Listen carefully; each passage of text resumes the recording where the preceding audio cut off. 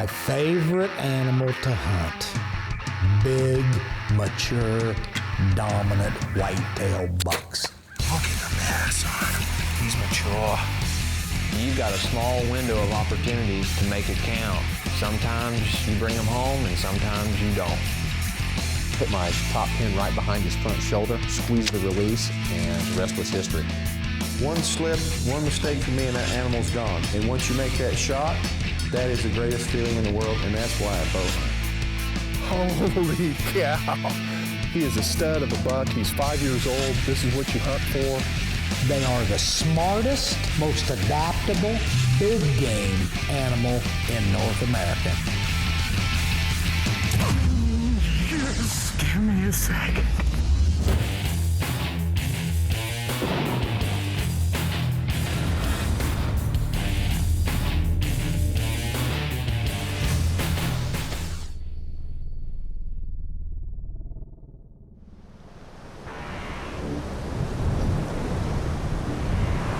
Big thunderstorm. You can see I'm holding on. There's a bunch of lightning over here.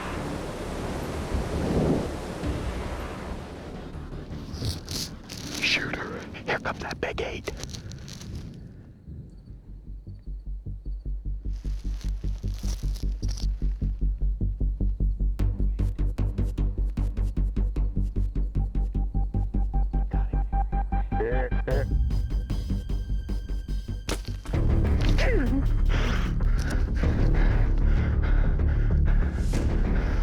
That's what I'm talking about.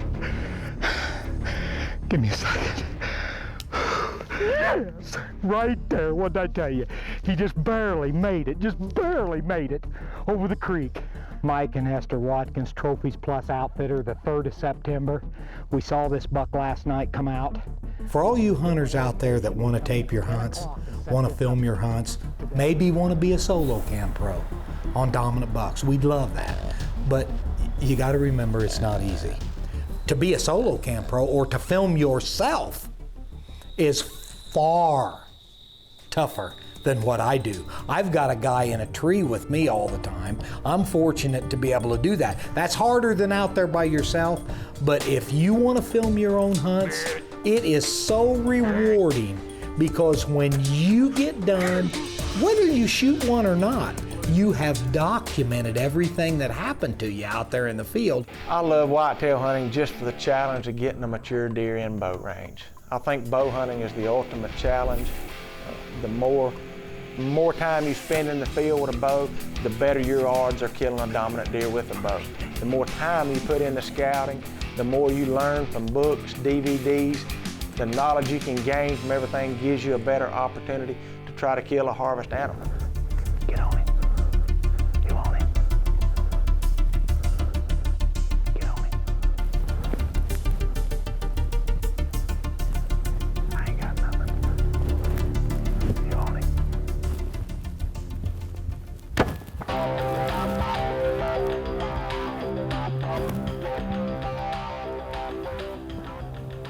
If you're trying to film a hunt, you need to somewhat envision where the animal's going to come from. It's not going to make for real good TV if here's the thicket and you're 10 yards out and he pops out and there he is. You need to take into consideration, at least get a little bit of pre-roll of the animal coming in. And yeah, we're still hunters and you're going to do what you're going to do, but it's nice if you can get a little bit of pre-roll. And also consider if it's that a rut hunt and I've got a double set up and I've got a friend along doing some camera work. You need to hop up into that camera stand and you need to kind of, yeah, you're down on your stand and you can see to shoot everything, but hop up there. And because his field of view is going to be totally different than your field of view, you might need to cut that extra limb or two. So your cameraman, because there's nothing worse than when you get back and you know what your eyes saw, but you get to what your friend may have filmed for you and his point of view is totally different. That's kind of disheartening. Hunting mature bucks with bow and broadheads is difficult, and for the pros of dominant bucks, personally videotaping their own hunt requires multitasking that makes the feat exponentially more difficult. Hunters who self-video are often referred to as solo cam pros, a pseudo-acronym for solo cameraman producers. Capturing a hunt with a bow-mounted camera is not the essence of broadcast quality footage. The SoloCam Pro must use a much higher quality camera and a support device, as well as a point-of-view camera to document the story before, during, and after the hunt.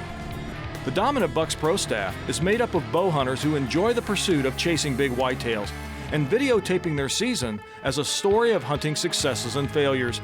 Each season, over 100 bow hunters submit footage to our Dominant Bucks studio, and new SoloCam Pros are discovered every year.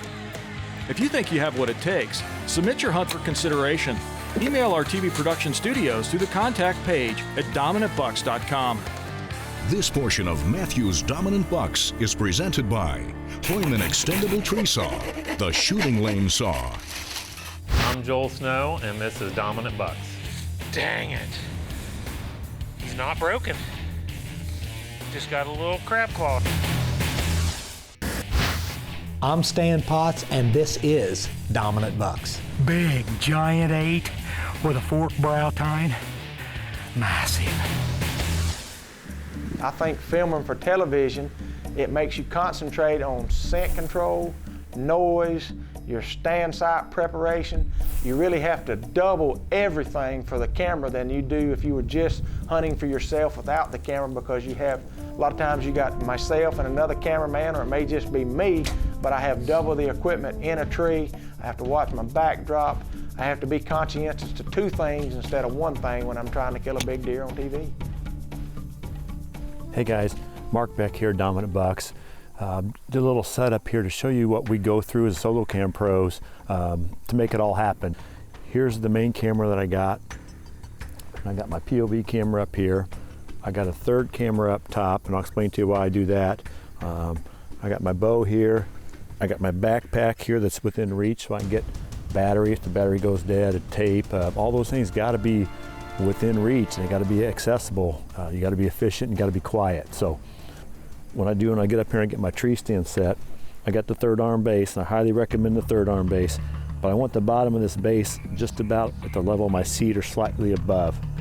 Get your base locked in. I'll put my arm in. Now I know when I swing my camera here, if I'm sitting down and getting some shots, I got it in front of me, it clears my leg, so I can go almost all the way around the tree from a setting position, don't have to move. And then I set my POV camera up here, and you know, every tree is different depending on where you're hunting, but typically, you know, I'm hoping the shot's out here somewhere.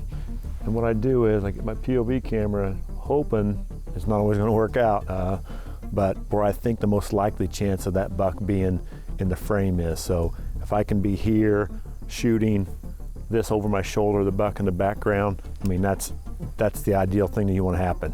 This little camera here, here's a monitor for it right here that I got. I can see that. I will have this as a 10x optical manual focus, so if there's trees in front, you want a manual focus. So I focus it in at, you know, 30, 40 yards. I know I'm good there. And this is what I try to use to get my tight shot, my impact shot. If it doesn't work out, you know, you're by yourself, it, you know, it doesn't always work out, but this will still capture the impact shot. So it's just kind of like the backup. I'm trying to get it in here, but you know, if you mess up, you shoot and you realize you don't have it, well, this is your backup, besides your POV camera. You know, this is how I do it. Obviously there's other ways, but you know, get something that works for you. Hopefully this gave you guys an idea to help you. So good luck next time you're out there SoloCamming it. Well, the neat thing about whitetails is that everyone's different, you know, and when you start to get into these mature dominant bucks, you know, you take it to another level, and these bucks are savvy, you know, and what it takes to figure these deer out and be able to take them consistently on a yearly basis, well, to me, that's what it's all about. Probably the toughest thing to overcome is the frustrations of failures that occur while trying to hunt and film big, mature whitetails.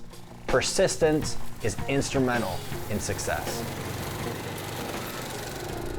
Late season archery just opened back up, and I was tempted to bring the muzzle loader out tonight, but there's only one way if you want to get it done with a bow, only bring a bow. So I got a ground blind that's kind of guarding this gate gap where these deer file through it. I'm gonna slip in there, temperatures are down, it's below 0. I popped up this ground blind about a month ago, because this has always just been a notoriously heavily traveled late season area. You know, we just got a couple big ditches right here, and they just sock in tight during the winter and just stay out of the wind. Here we go. There's some deer right here. When you go out there with the intention of filming these whitetail hunts and you make the whole thing come full circle and it actually works, it's quite an amazing feeling. It's a big old buck. That's that short-tine 10-pointer. He gives me a shot. It's great to be able to see your hunt playing on TV and have other people join in the excitement and as if they were right there with you.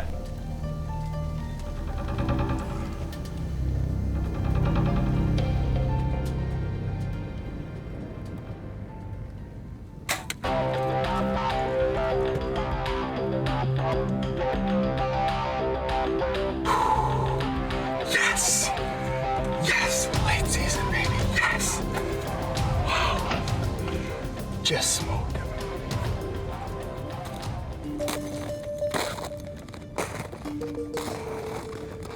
Well, just shot that thing right over here. Red knot glowing. Can't believe it.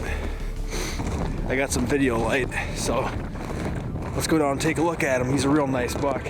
All right, there he is right here. Wow, look at that. Wow, heavy 10-pointer. Look at that. Wow.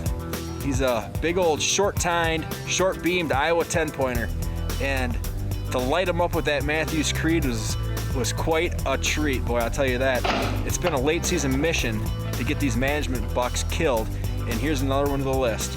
And I did it all myself, solo cam pro style on that ground blind. First ever solo cam self-filmed hunt. There's more exciting bow hunting action when Matthews Dominant Bucks returns.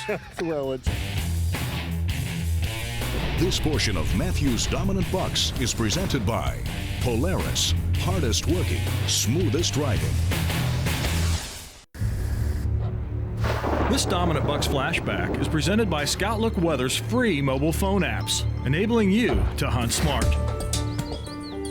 Watch as Illinois buck hunter Mark Beck arrows an awesome late season Ohio buck in this 2011 flashback.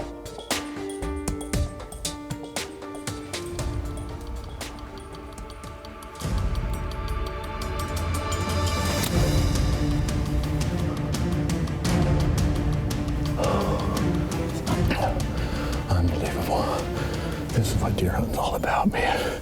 I was shaking. There's ground shrinkage and there's ground swellage. I think we're here.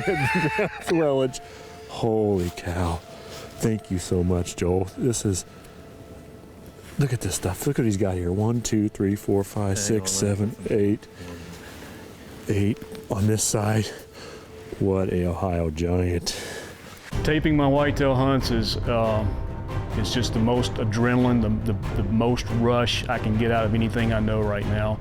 Being able to record that hunt, trying to perfect that footage, laying the footage down, trying to pull it all together, trying to make sure that we cover each angle, that I get each shot, that everything's working properly, and then be able to come back and turn it into a TV show and share it with everyone. It's just an ultimate high. For me, it works really good when I can put that decoy out there and have a buck come in and lock on that decoy. It takes his attention off of me. When a buck comes into a decoy, more times than not, he comes in, he slows down, he postures, he'll stand in one spot for a little while, and he's focused on that decoy. So you can move that camera around, you can frame that deer, you can get on him and get him in the frame right, and then lock the camera down and depend on him sometimes to stay in that one spot for a few seconds where you can get your bow drawn back and make a good shot. I'm on the way to our main property. It's 550 leased acres. I'm gonna be hunting the south end of this farm. I'm gonna be hunting over a 5-acre red clover food plot. I'm gonna be hunting over a decoy.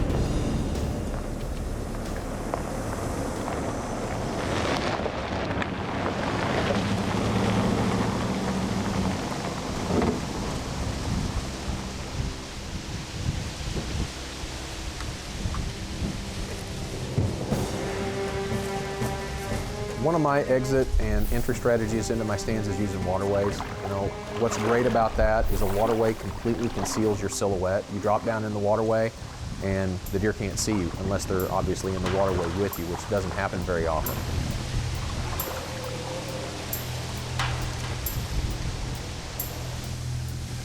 It's November 14th, 2013. We're hunting in southwest Missouri. Tonight we're hunting over a decoy. I'm trying to cover as much ground as I can. We've got a great big 80-acre field out here with a 5-acre food plot in it. We've got bedding areas to the east and to the west. This is a nice travel corridor along this creek. I've got this decoy out here to try to catch the eye of any bucks that might be cruising. You know, I think they're in lockdown. I haven't seen a good shooter buck since the 11th of November.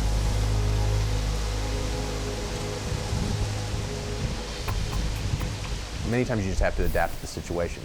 You have to be on your toes, you have to be sharp, you have to know when to move, when not to move. You got to be able to remember to hit your record button. You got to make sure that your zoom is set at the right distance. So you've got to get all your pre-roll, you've got to get your kill. You got to be able to do all of these things, and you got to do it when it counts.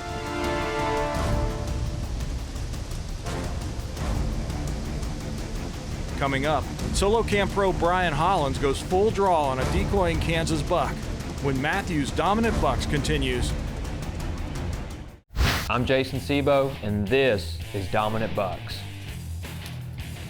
Illinois buck shot with the new Matthews Z7, 2010.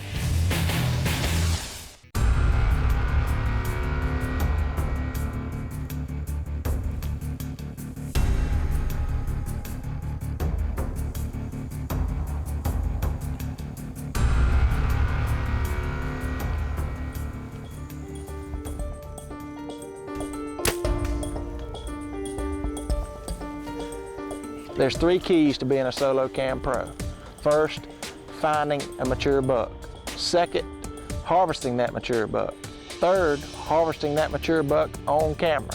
When you can do all 3 of these things successfully, you too can be a solo cam pro. Filming my own hunts, me being by myself, allows me to have less scent in the woods. It's less movement, it's less noise. It's less chance for me to get picked off by that buck of a lifetime and to be able to seal the deal when he comes in bow range.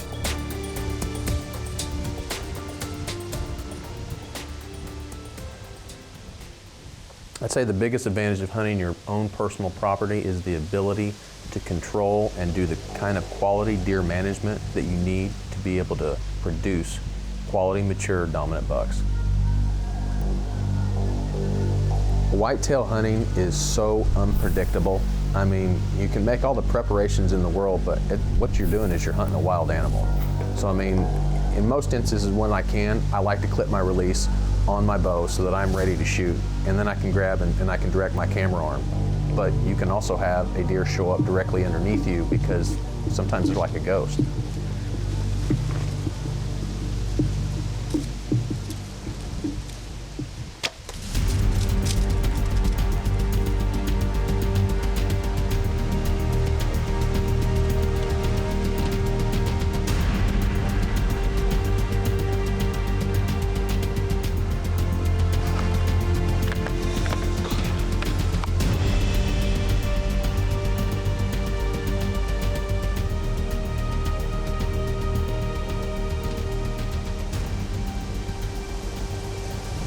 I hit him just a little bit far back. He's starting to lay his head down. We're going to give him plenty of time. That was awesome. I just looked up and there's the doe and the buck. Oh.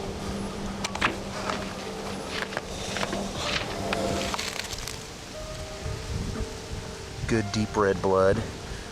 I did not paunch shoot him.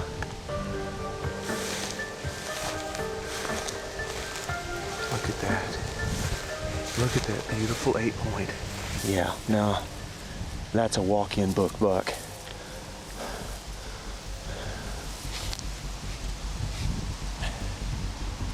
Guys, I am here to tell you that this just does not happen every season. To shoot 2 mature monarch Pope and Young whitetails in one season. He is just absolutely beautiful. I couldn't be more pleased. He busted a little bit of his main beam off here, but I thought that beam looked a little bit short in the trail cam photos. But my goodness gracious, just a gorgeous, gorgeous monarch whitetail. My goal as a dominant buck hunter is to prepare and put myself in the situation so I can have the opportunity. And I know that every opportunity that I get is not going to end in a successful kill. I know that. But my idea of success and the end result is the opportunity. That's what I'm looking for. To put myself in the situation just to get the opportunity. And if I do that enough times, then I am going to have my successes.